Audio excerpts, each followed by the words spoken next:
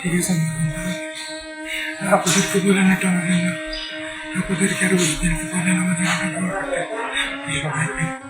জীবন মৃত্যুর সন্ধিক্ষণে আল্লামা জুনায়েদ বাবুনগরীর সহকারী মাওলানা ইনামুল হাসান ফারুকী। চীনে চলছে জটিল অপারেশন। দেশবাসীর কাছে দোয়া চেয়েছেন তিনি নিজেই।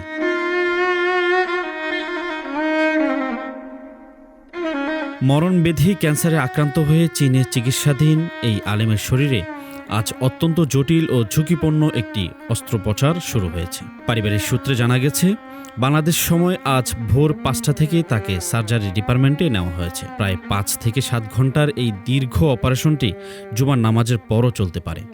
চিকিৎসকরা জানিয়েছেন, এই সার্জারিটি অত্যন্ত ঝুঁকিপূর্ণ এবং অপারেশন পরবর্তী জ্ঞান ফেরার বিষয়টি সম্পূর্ণ আল্লাহর রহমতের উপর নির্ভরশীল।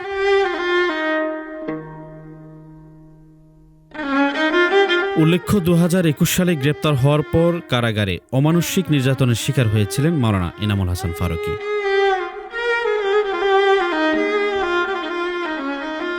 অভিযোগ রয়েছে, সেই সময়কার শারীরিক ও মানসিক টর্চারের কারণেই তার শরীরে এই মরণব্যাধি ক্যান্সার বাসা বাঁধে। অপারেশনে যাওয়ার আগে এক ভিডিও বার্তায় দেশবাসীর কাছে দোয়া চেয়েছেন তিনি।